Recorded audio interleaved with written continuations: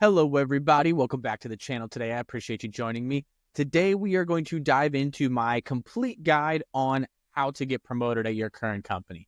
Fact of the matter is, promotions aren't given, they are marketed.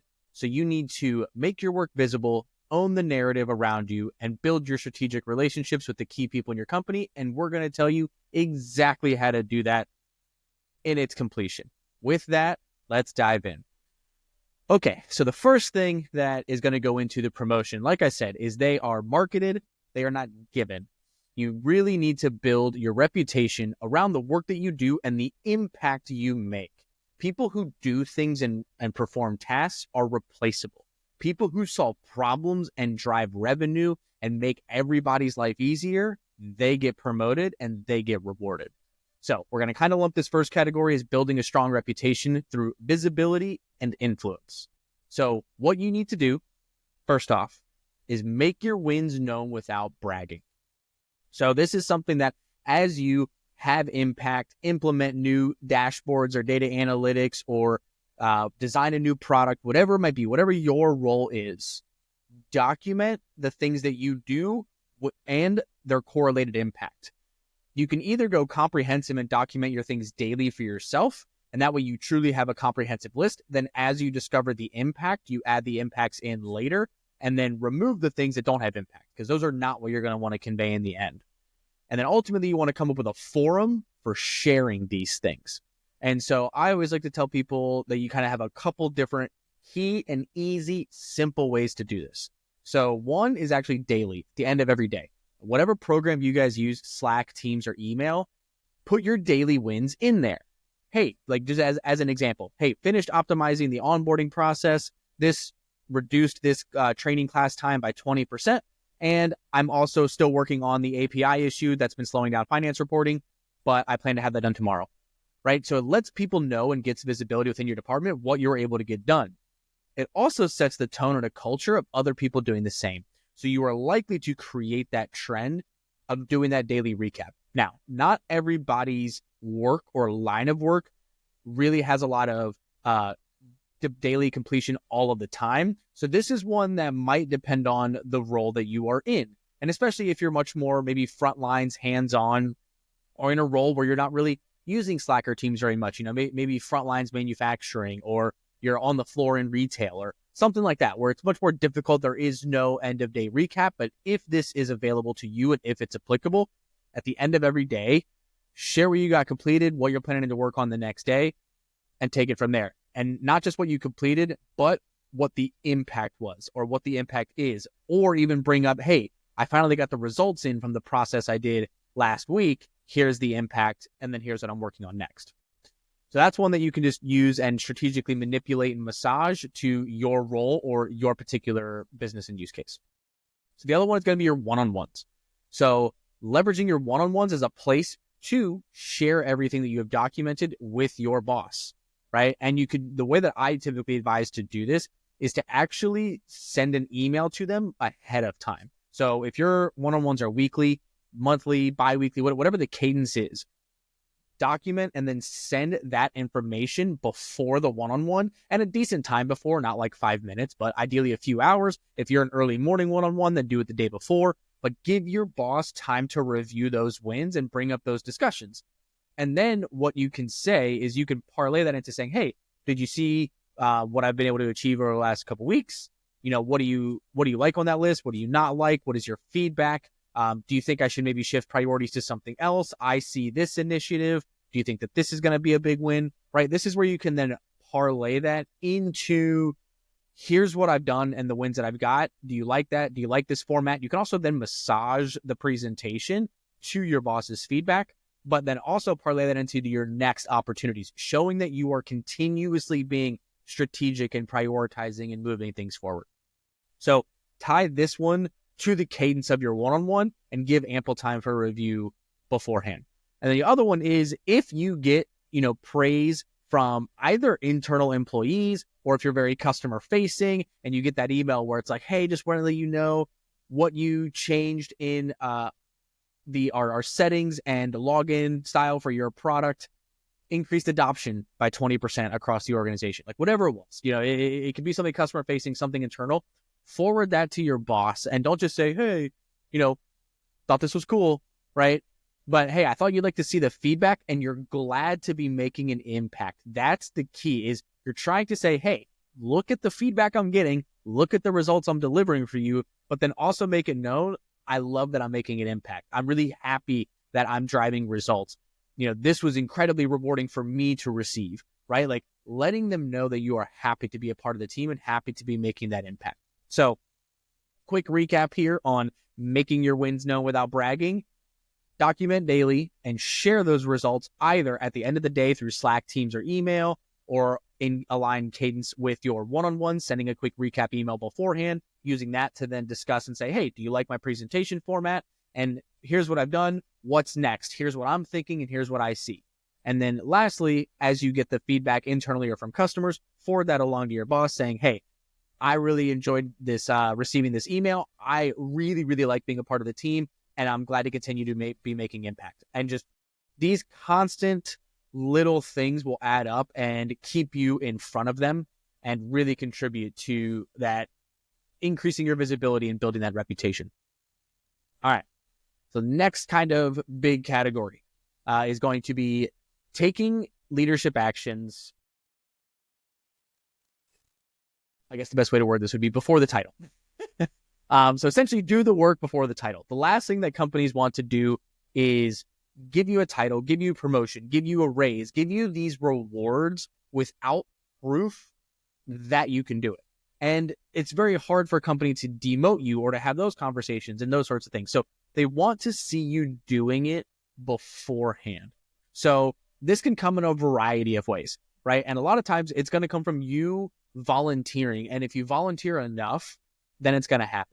And so if you guys have, daily check-ins with your team or weekly check-ins or something like that, that's a nice, easy one. That's very, very low risk, but showcases your drive and willingness to want to take it over. And so you can do this formally or informally. And so the formal way would be reaching out to your boss and saying, hey, I see that on this particular morning, you had this meeting going on, or, hey, while you're out of office on PTO, great excuse. Things where you're trying to be cognizant of them and impacting them in a positive way and say, hey, you want me to run the meeting this morning? You want me to take that over? I'll send you the recap, blah, blah, blah. Or, hey, I will copy the Copilot description and send it over to you. I'll record it and send you the recording. Those sorts of different things, but essentially proposing you to run it and own it and take it from there. Now, you can also do this informally. This is the one that I actually think is a little bit harder for most people and a little bit more of a struggle, but it can be something to where, usually try to be the first one there as people trickle in and you're just like, hey, John, nice to see you. How things going? Blah, blah, blah. Oh, Susie, how are you? Well, really, you can just kind of have those conversations as the people trickle in, have the check-in. But since you're already talking, right, what you can do is just be like, hey, I know we all got a lot to get back to, so I'll just kick us off. You kick us off and say, hey, here's what I did yesterday. Here's what I'm looking to do today. Anyone have any issues? Or here's my roadblocks, like whatever your normal check-in format is. And then you hand it off to the next person, right? And then you actually kind of set the tone of informally leading it. And then what you want to do is when that person finishes, be like, awesome. Anyone else have anything to say on that? No? Okay. Now, Troy, you go. Sorry, just drawing names out of my brain here. But this is a way that you can kind of informally lead it. This one is also slightly risky because you could say insecure teammates and or leaders might get a little bit iffy or offended at this one. But it is one that you can do. Just if you're that first one, early one, you can kind of informally run it. Okay. Another one is looking at repeatable processes that your boss has to do. So typically might be some weekly reports, daily reports. Reports are usually an easy go-to. And these could be either in specific applications. It could be Excel related reports. Could be a number of things. But realistically, what you're trying to do is when you notice that your boss has these reports to do weekly, this is like I said, it's the best place to start because almost every supervisor, manager, etc., has reports. Ask them, hey, can you show me how to do that? And I will just take that off your plate and I'll do it at the end of my shift every time, or I'll do it at the end of my day, or whatever the timing is for that given situation. Just say, hey, can you show me that? I'll document it. Or do you have documentation on that? If not, show me. I will create documentation and then we can repeat it. I might even look into automating it as well, right? Just take the small, dumb stuff that nobody wants to do, take it off their plate and make their life better. And then you could kind of grow it from there. If maybe they have to compile project update reports for your department, right? So that's something to where if you know that has to happen every single Friday, right? What you could do is you could just start doing that, on like maybe a Thursday night or a Friday morning, reach out to everybody and say, hey, can you send me your project update? And then boom, you send it off to the boss, like whatever it might be. So that's one where, like I said, low hanging fruit, start with reporting, go from there. Mentoring new hires. This is another one, right? Because this is ultimately usually going to be your leader or some form of senior member on your team. But you just saying, hey, I'll train Tom. I'll go ahead and train him. I'll do this, and this. This is what I feel comfortable with. There's these other aspects that I will do my best to train him on. But if I could maybe have a shadow for just those, that would be awesome. If there are places where you maybe feel weak or feel a little bit less confident, really take the solo ones. And then as you have the correction where you maybe have that shadow or have the reviewer or something like that, then the next time you just nail it and just consistently show that you can mentor those new hires. And again, continue taking that workload off of either your leaders or your senior members of your team. Now, this other one is going to be harder for new and short-term members of a team or a company.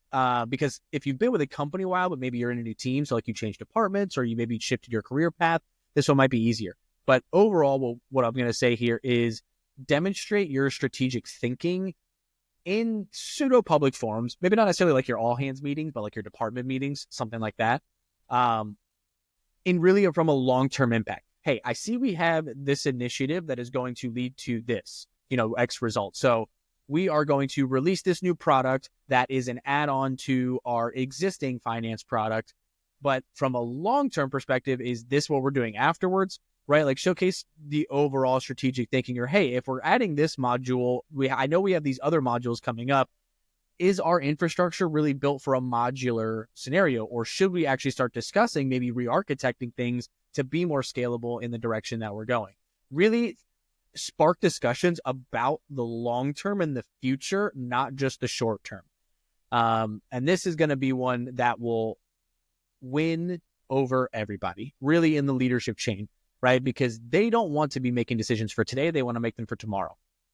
So recapping here as my categorical aspect. So taking leadership actions before you get the title. So things like owning a check-in, mentoring new employees, creating documentation for a repeatable process or automating a repeatable process for your senior team members or managers, and then spark discussions with solutions about the long-term impact and strategic thinking of things in localized public meetings. Like I said, so like your team check-ins or department check-ins, but not necessarily the all-hands company meetings. Okay, so now we're going to go to a little bit lesser known of one. So this is one that, again, depends on your role and if you're capable, but I'm going to call this borrow influence from someone else's higher up. And so senior leaders are generally considered to be directors and up. So not a supervisor, not a manager, not even a senior manager. So director plus. So that's what we're trying to target here, depending on the size of your organization. If you're super, super big, like a Fortune 1000, maybe you are going manager or supervisor for somebody else. But what we're looking to do is you're going to reach out to them. And especially if it's a department that you constantly interact with, sales and marketing, always linked. Customer success, account management, always linked with sales. IT is my background. We're linked with everybody, right? So you're looking to do your most common relationships and cross-department interactions. Go to that leader and say, hey, what is your biggest challenge that my department is doing or that my department could solve? Or what initiative do you have that you can maybe use an extra body on? So it can either be something you take solo charge on, you are augmenting, right? Now, the key to doing this is you cannot let your current job responsibilities fall. So you are doing this as an add-on to your existing duties, straight up. There is no substitute. There is no swap out, tit for tat, none of that nonsense. This is you going above and beyond and asking another department leader, how can I make a difference for you? And I'm not going to spend a lot of time on this one because this is just too situational to really dive in and get into the tactics. But like I said, pick the departments that you interact with the most already by default, pick out that leader and go to them. And you can either just simply say, hey, what is it that I can do to either augment something you have or add an additional body or provide more resources for your number one initiative, or flip it onto your team's interactions and say, hey, what are the pain points for you and your team when we interact together, right? And this is you starting to then drive that change and drive that strategic thinking that you can then bring back into what we were talking before of that strategic thinking discussion and having that long-term success. Okay, so that is the summation of really increasing your visibility or influence that I'm going to give in those really 3 big buckets, right? So making your wins known without bragging, taking leadership actions before you get the title, and borrowing influence from higher ups. Those are your 3 big visibility, making your wins known without just being braggadocious and arrogant about it. Those are my 3 big tips there. Okay. Next, big strategy. Position yourself as the go-to expert for blank. Blank here in this instance is going to be a niche within your department. So this doesn't mean that you become the only person that can do this. But again, I come from an IT background. And for whatever reason, everywhere I worked, nobody wanted to manage and own email infrastructure. Boom. That became my go-to everywhere. And when I told companies when I was, changing jobs, hey, I love managing email. I love that infrastructure. That's my bread and butter. They're like, oh, sweet, because none of us like doing this. So it's one of those things where usually if there's a niche that's open and available in your current department, it might also suit you well for future job roles or other companies as well, that it just continues to stack and go. So pick like a micro niche within your scenario, become that expert through training, through certifications, through knowledge, education, seeking out mentors in this particular, in this particular realm, getting the reps in, whatever it is, your typical ways of learning. But then you become that go-to expert. People from all parts of the company will start to come to you, and all other departments will figure out that you're the expert and come to you with this thing. Now, direct them through the proper channels. If you guys have a ticketing system, or if there's a particular way that people do cross-department collaboration and functionality within your company, make sure they're still following that. So that way you're not like this rogue actor, but you're still following process, but you're really just becoming known for mastering something. Now, then where you take this is then parlay that into, hey, I'm going to host a lunch and learn for our department on this particular topic. And where if you're the subject matter expert, that is, the 100%, do a lunch and learn that's going to cover the 60 or the 70, right? And bring people up to a more competent level than they are today. And so this is something that then now shows you in that coaching mentor light I mentioned before. Okay. So micro niche down, identify something in your department that nobody wants to do, become that expert, master it, then share that knowledge, create the documentation, and have that lunch and learn, or whatever the process is internally. Okay. So I mentioned earlier, so the next tip I'm going to give as a part of this positioning yourself as an expert is people that do things are replaceable, but people that solve problems are the ones that stay and are the ones that get promoted.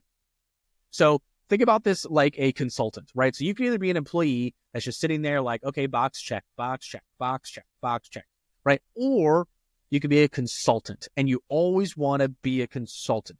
You're just internal, right? So instead of being the guy who just checked the box, but think about how you're checking the box, why you're checking the box.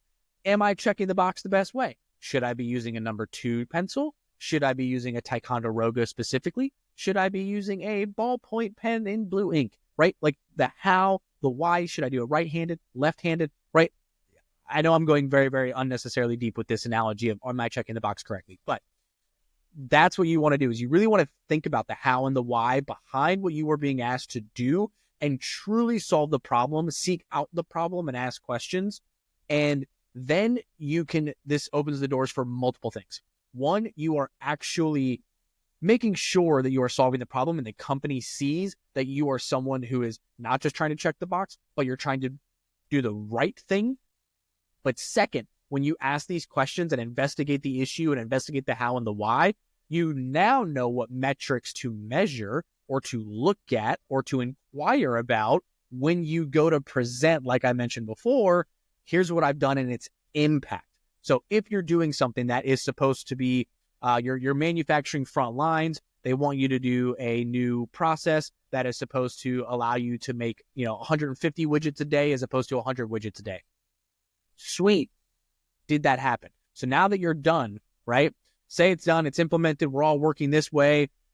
I'll have an update for you in a week to let you know what that's looking like. And then I'll give you another report in a month, right? So now it's even, you are setting the tone for expecting to make your wins known without bragging about it, right? Because when you solve it, you're then saying, boom, I'm going to let you know the results in X amount of time. And then you can actually tie your work to revenue, cost, risk, time efficiency, man hours, whatever it is. Because a lot of people fall down because they're like, well, I don't have access to metrics and things like that. This now creates that holistic picture. Hey, I did the thing, I'm solving the thing. I want to be able to give you an update to tell you if the metrics are doing better. Can you give me access to the metric? Can you show me where the metrics are if you don't already know? This creates that snowball effect of you becoming a leader, you becoming performance-oriented and business impacting oriented. All right. Next thing that I want to bring up is strategic communication. And yes, this is a buzzword. It's just like effective communication, but this is leveraging the platforms that more than likely already exist in a way that's going to be much more strategic for you. And I say you because yes, this is selfish and selfless masquerading as each other and going back and forth all the time. So making your, using strategic communications through your existing forms. Everybody pretty much has one-on-ones of some kind.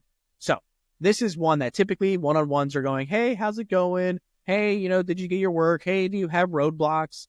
You have any problem children throughout the company? Blah, blah, blah.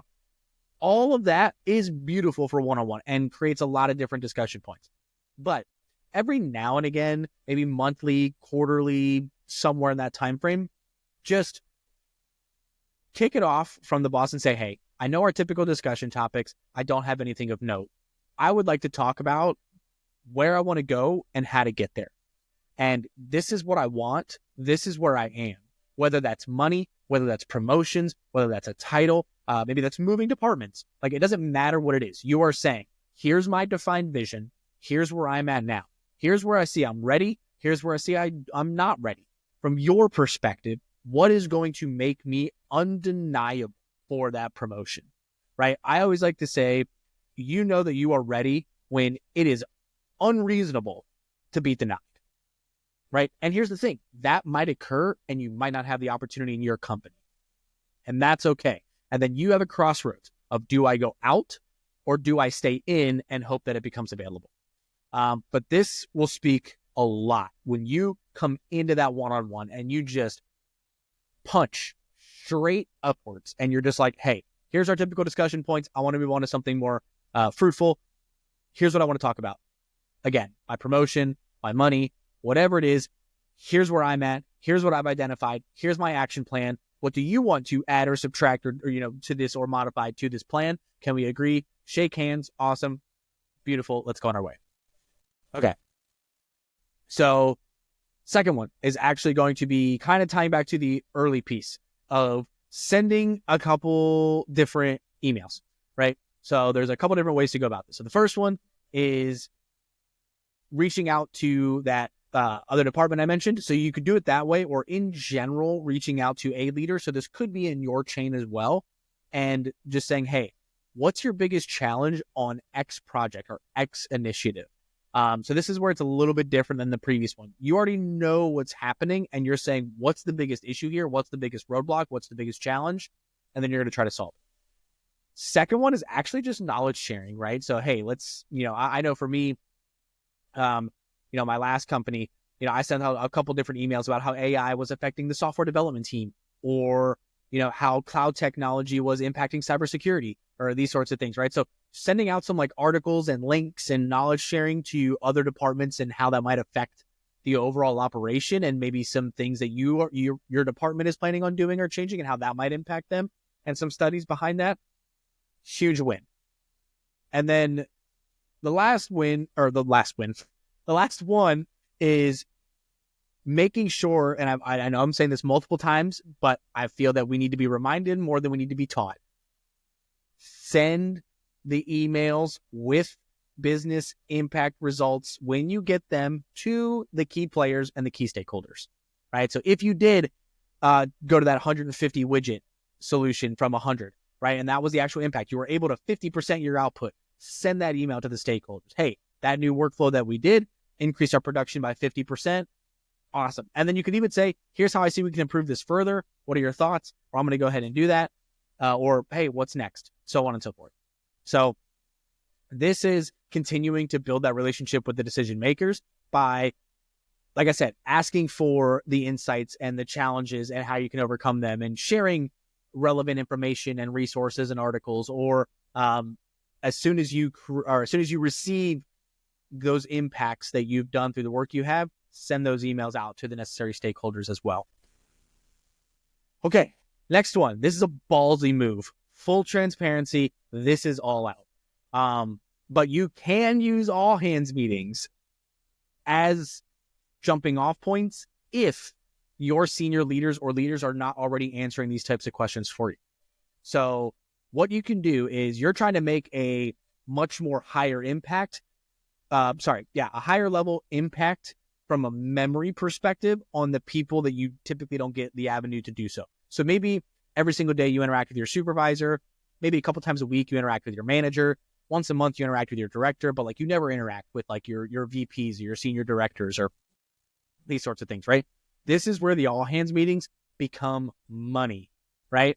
I'm just going to use a very generic example here. So when they say, does anybody have any questions or comments or this or that, right? But you can say, hey, we're entering, we're halfway through Q1 of 2025 almost. Do we know what our Q2 mission and biggest challenge is going to be, and how we can start preparing for that as we're ramping down the success of the Q1 initiatives? How can someone at my level, regardless of what it is, whether it's entry level or whether it's mid-management, how can we contribute to the Q2 initiatives, right? Or are there any cross-departmental or interdepartment functions or opportunities, things that are coming up, and where can I or my team add value? You are going to leave a lasting impression asking strategic questions to the senior leadership. That type of stuff sticks with them. They will immediately identify you as a go-getter, as someone with business acumen, with somebody that wants to make an impact. And they'll remember that forever, as long as you continue to execute, deliver, and ask the question. Asking the question is step one to planting the memory. But now by planting that memory, you also have a standard to live up to. And you need to continue to deliver to meet the expectation that was just created by you. Like I said, going ballsy and all out in asking questions in the all hands, fully public meetings. So this definitely puts a target on your back in a good way, that it's just up to you as to whether or not that target hits and you get what you want, or that target hits and you get kicked to the curb. All right. Last one is going to be leveraging technology. So using Slack, Teams, Zoom, whatever you guys use, but using it to be known in a much more company-wide scenario. So as stuff happens or as cool things occur, or maybe you have some questions, post in a much more broad channel, a much more broad team. Again, whichever product you're using, the syntax is irrelevant, but engage in broader audience discussions about some news. So again, going back to sharing that article, maybe you don't send the email from an article perspective, but instead you post it in a Slack channel, a channel for everybody. Hey, did you see that AI is impacting healthcare? And here's how. Like, are we aware of this? Are we not? What are we doing about it? So on and so forth, right? So this is where you can just really try to create that engagement. Or at the same time, if someone else is generating the engagement, engage back, right? Actually continue to keep your face in front of people, your name in front of people, so on and so forth. And so it's like great that Slack and Teams and these internal discussion methods are awesome for getting stuff done, but it's also awesome for just reputation building. So we recap this strategic communication bubble, right? So every now and again, flip your one-on-ones on their head and be like, hey, normal discussion points, got it, awesome. But now I want to talk about in this one-on-one where I'm going. I want this promotion. I want to move departments. I want this money, whatever it is. Here's where I am. Here's where I want to go. Here's my action plan. Let's discuss it. Make sure you are also sending emails asking about the biggest challenges for projects or what the issues are in initiatives, or sharing relevant articles and information through email or Slack or Teams. Use all hands meetings to ask strategic questions. Hey, we're ending Q1. How are we going into Q2? What are the new initiatives? How can someone like myself as a grunt front level worker make a big impact? Are there any big cross-functional initiatives, maybe not company-wide, that maybe my team or I could help with? Leverage all of these different forums that almost universally exist in any given company in any given position to your advantage. All right, this video is going longer than I thought it would. Okay, now we're going to talk about the actual some more tactical and tangible things once you think you are ready and that you're proving it. So you've asked for the responsibility, right? So now take it on and deliver, right? Here's the thing. Everything we've covered up to this point is like the pre-existing condition. This is we've discussed the prerequisites to you even being entertained, right? Not to quote Gladiator, but are you not entertained? That's all we've done is we just put your hat in the ring. That's all. But now that we've done that, you need to execute. So let's say your leader does say, hey, I have these reports that I run every single week. I deliver them to this audience. Here's how you do this. Boom. You document and you deliver. Show them every Friday, 4 p.m. on the dot. Boom, boom, boom. Even better, one up the current process. Automate it and say, hey, just want to let you know, I'm going to be manually setting these as a backup, but I did set these to actually automatically deliver at 3:45. So I have a 15-minute window to do it manually just in case. Right? Make it known in that regard. When you volunteer to participate in cross-department initiatives, to solve those big roadblocks, or be an additional body to a department that maybe you're not a part of, deliver. You have to show up. And like I mentioned before, in that instance, you are not showing up in your normal 40, 45-hour work week.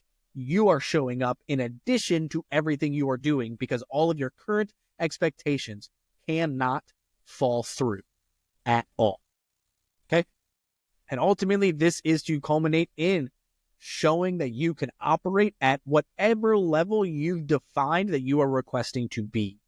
So it is taking the action, delivering. And just because you did it once, it's not going to mean jack diddly. You are going to want to now parlaying into the next thing.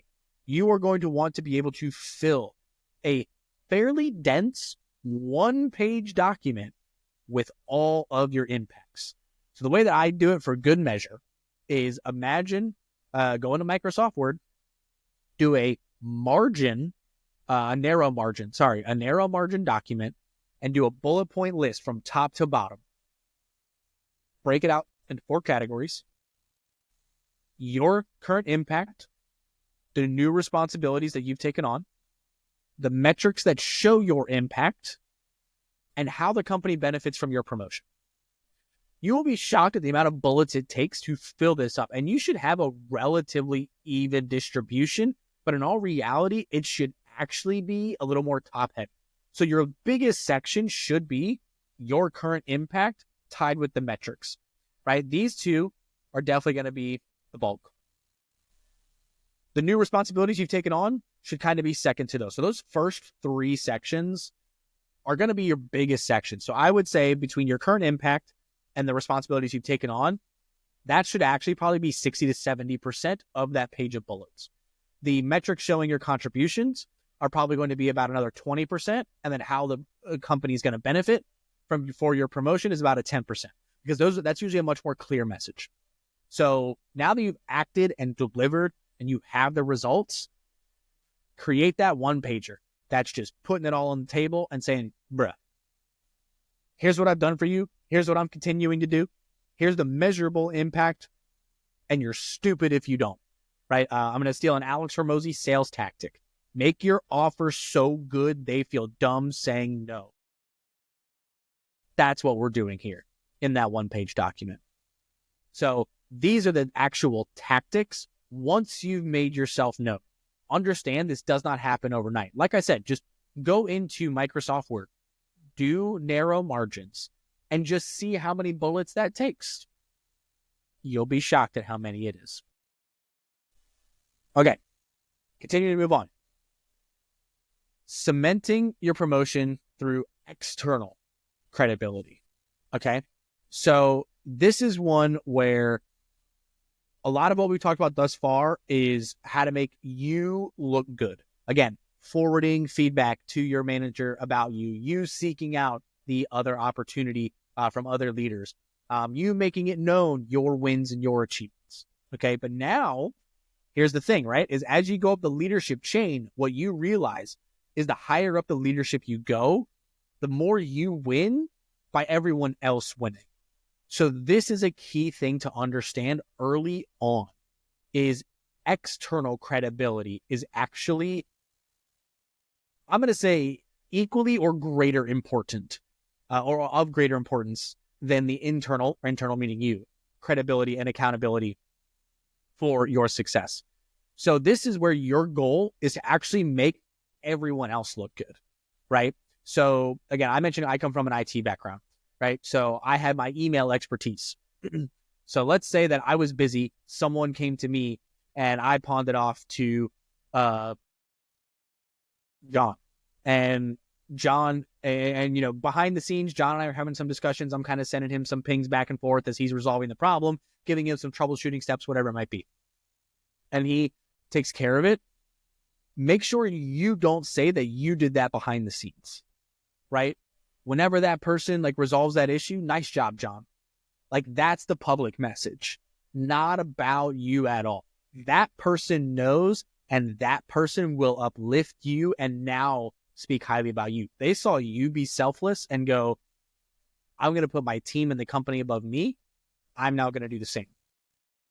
So you're creating this culture and this movement of the external kind of credibility and making everybody look good. Because at the end of the day, really the most efficient and effective way to get promoted is actually to make your boss look so good that your boss gets promoted. And then your boss goes, hey, I got promoted because of you. So now I'm going to pull you up with me.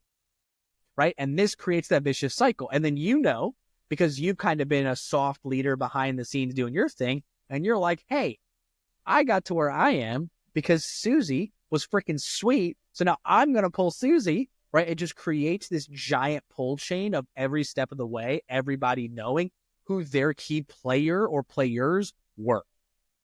So making everyone else look good is a key component here. And like I said, it's the little things. It's sending a team's message of affirming nice job to that person. Or, you know, if you're just that one that happens to communicate an issue. So let's say you guys finish a project and you're like, hey, just want to let you know, we finished that onboarding workflow. You know, it cut the training class time by 20%. Somebody comes back and is like, awesome, thank you, right? Don't forget, like, let's say you had a team behind you or your colleagues chimed in as well, right? Bring them into the email chain. I just be like, hey, I want to make sure, you know, it was all really due to John and Susie and Tom, right? Like they were the ones that really carried that torch, right? And that way you make it known. And then that also gives the rest of the company or the other people you're communicating with the chance to thank and give those praises to those individuals as well, right? So making sure that you are spreading the love and advocating for everyone that deserves it. If somebody does not deserve it, fair enough. But that's going to be huge. So again, build that external credibility by making everybody else look good. So this one is going to be very, very underrated. It's a little bit lesser known and doesn't apply for everybody. This is very much, I'll say, a white collar side of the equation, not blue collar. So I won't spend too much time on it because it's very one side audience geared. But use LinkedIn actually to strengthen your reputation. A lot of times your company, you know, especially if you show that you're employed there, you follow them and these sorts of things, use LinkedIn to actually post about some of the cool shit your company's doing, right? Hey, we deployed this new thing. We innovated this.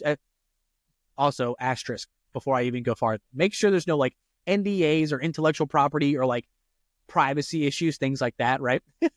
But share the cool things that you've done, your team has done, the company is doing, or like whatever it is, right? But like really be an ambassador for that company, that department, that leader, that team, whatever it is. But be that brand builder, that brand ambassador, and contribute to the increasingly known audience of how sweet your company is. And then the other side of this is that it also will help you recruit top talent, because if you are actually innovating and pushing the envelope and doing cool shit, other high performers are going to want to work for that company and reach out and be like, hey, let me know when you have openings, or hey, do you have an opening in this realm, or whatever it might be. So using social media, specifically LinkedIn, to your strategic advantage could be crucial. Now, I mentioned this is a very white collar strategy, not a blue collar strategy. And it's because a lot of blue collar companies aren't heavily on LinkedIn. This could actually be a way on the blue collar side, if it's not existent or is like existent but not used, that you could make things a little bit better as well, and go to your management leadership and say, hey, I want to start making known what we're doing on LinkedIn. Do you mind if I take point on that? Right? Like that's something where you really taking the initiative to, again, be that brand ambassador, whether at that point it might be for your company's social media, not necessarily yours, but you putting that stuff out there and taking that initiative could be huge, and also could increase revenue and market share and lead gen for your blue collar sector, right? Because at the end of the day, everybody needs blue collar workers. Like everybody needs every trade and all those things, like along the way at some capacity. So that could be a huge opportunity on the blue collar side if it's non-existent. But between strengthening your reputation on LinkedIn by bragging about your company, the projects, your initiatives, etc., or on the blue collar side, maybe actually doing the same thing or asking to do it if it's not already being done, and making others look good, combining these two things, you're going to get external credibility and success outside of yourself that makes everyone else around you look good, which in turn, everybody around you knows that you're the one that's making them look good. That's the key, because a lot of times hiring managers will also go to other people and be like, hey, I'm thinking about promoting John. How would you feel about that? That's what this is solving. Okay. Last thing that I want to talk about here is making yourself unignorable. That's how I'm going to phrase this as well. So we're going to get into a little bit more specifics again, right? But it's slightly building upon what I've already mentioned. So when you're going to your boss or you're going to your senior person and it's, hey, what can I take off your plate? That's what we've already talked about. Now, what would be a better question, just to modify it, is what's the number one thing I could take off your plate? What do you despise doing? What do you consistently spend too much time doing that you absolutely should not be doing, right? This approach, where you're also getting a little bit more tactical, can be huge. If you already know something, right? If you see that every single Thursday at 4 p.m., your manager is just like, oh, because it's something stupid that they have to do, go in there on Thursday at 3 p.m. and be like, hey, I know in an hour you're about to hate life. Why? What can I do to make you not hate life? Right? Cut it right off at the beginning and do it really, really close time to the activity and timing that you know it's going to happen. So that way, at the worst case, you can be a fly on the wall and you could be a shadow. It's very hard to say no if you genuinely have the time and are caught up on work. And right before that thing starts, that whatever it is you're looking to offload starts, that they're not at least going to allow you to observe. So just an additional timing thing or phrasing thing, right? So you can just start with, hey, what can I take off your plate, or what can I do to make your life easier? You could also go a little bit more specific of saying, hey, what is the number one thing I could take off your plate? Or what do you consistently spend too much time doing that you absolutely shouldn't be? What do you wish us and the team were doing that you have to do instead? Or recognize the pattern, like I said, on a weekly, monthly, whatever basis at a specific time and date, something they're just dreading.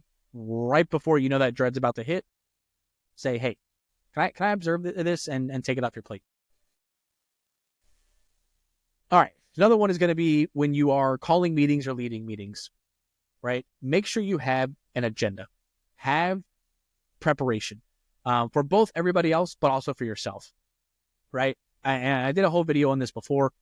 But when it comes to successful meetings, you should have the agenda of what is the intention, what are the discussion points, who's involved, what the expected and intended outcome is, and then what the steps after the meeting should be, right?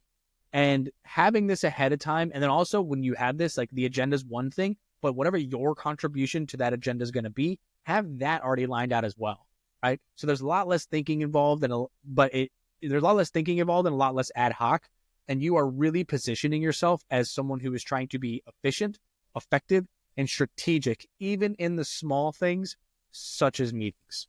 Okay.